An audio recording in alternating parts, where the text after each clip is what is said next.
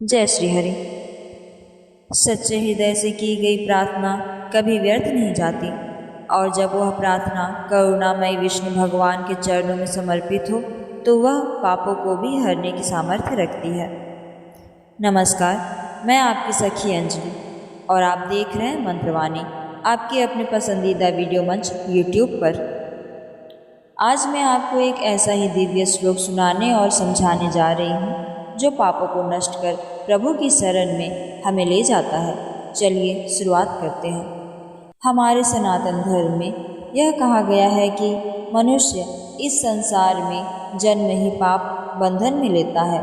जन्म लेने से लेकर मृत्यु तक जानबूझकर या अनजाने में हम अपने विचार, वाणी और कर्म से कई पाप कर बैठते हैं, और यही पाप हमारे जीवन में कष्ट, दुख और दुर्भाग्य का कारण बनते हैं।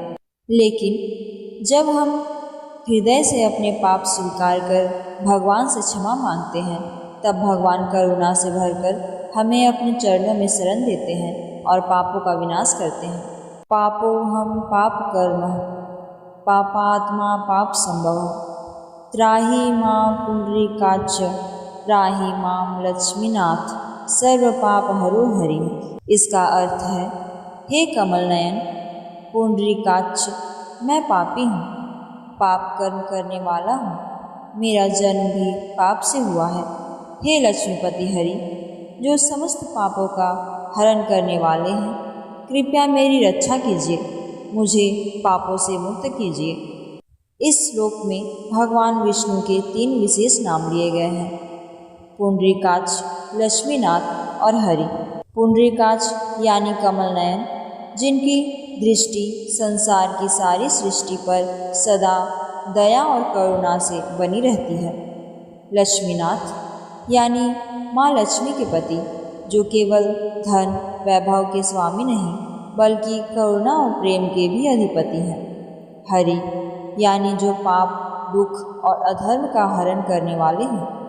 जब हम इन्हें पुकारते हैं तो केवल नाम नहीं लेते, हम अपनी आत्मा को प्रभु की शरण में समर्पित कर रहे होते हैं। सनातन धर्म में पाप 3 प्रकार के माने गए हैं, मनसा, वाचा, कर्मणा। मनसा यानी विचारों से किया गया पाप, वाचा यानी वाणी से बोले गए कटु या अपवित्र शब्द, कर्मणा यानी शरीर द्वारा किए गए बुरे कर्म। इन तीनों में से सबसे गुप्त और सबसे घातक पाप है विचारों का पाप, क्योंकि वही वाणी और कर्म को जन्म देता है। इसलिए शास्त्र कहते हैं, अपने विचारों को पवित्र रखो ताकि वाणी और कर्म भी पवित्र हो। और अगर अनजाने में पाप हो भी जाए तो भगवान की शरण लेकर क्षमा मांगनी चाहिए। विष्णु पुराण में एक प्रसंग आता है अजामिल का। अजामिल एक अत्यंत धार्मिक, सदाचारी और ब्राह्मण कुल में जन्मा हुआ युवक था। लेकिन एक दिन वह कुसंगति में पड़ गया और पापाचारी जीवन जीने लगा। उसने अपने कर्तव्य, धर्म और साधना सब त्याग दी। कई वर्षों तक पाप कर्म करता रहा, लेकिन अपने सबसे छोटे पुत्र का नाम उसने नारायण रखा था। मृत्यु के समय जब यमदूत उसकी आत्मा लेने आए तो भयभीत होकर अजामिल ने अपने पुत्र को पुकारा, नारायण नारायण नारायण। अजामिल के मुख से निकला नारायण शब्द सुनते ही विष्णुदूत वहाँ प्रकट हुए और यमदूतों को दूर भगाकर अजामिल की रक्षा की। भगवान ने केवल एक बार अपने नाम के स्मरण मात्र से उसके सारे पाप क्षमा कर दिए।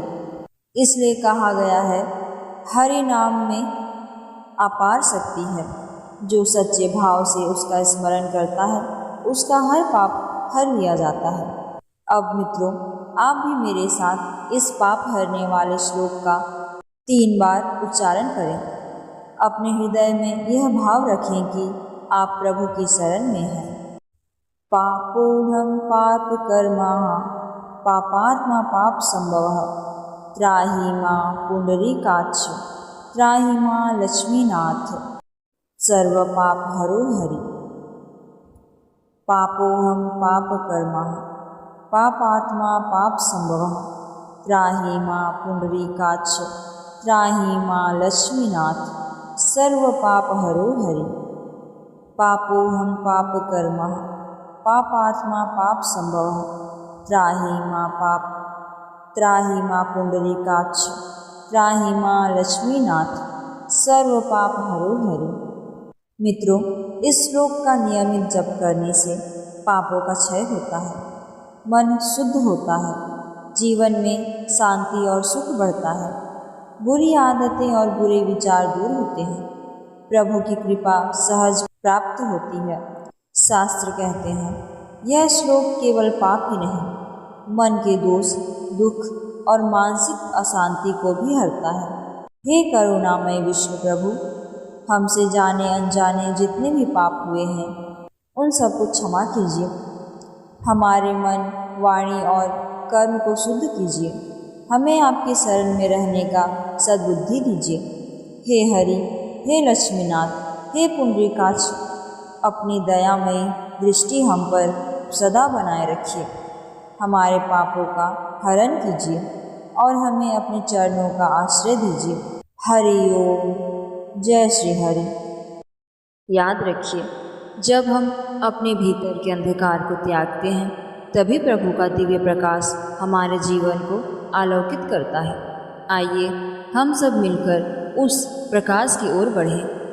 धन्यवाद जो आपने प्रभु स्मरण में हमारे साथ यह यात्रा पूरी की। हम फिर मिलेंगे अगले भक्ति पर्व में प्रभु के पावन नाम के साथ।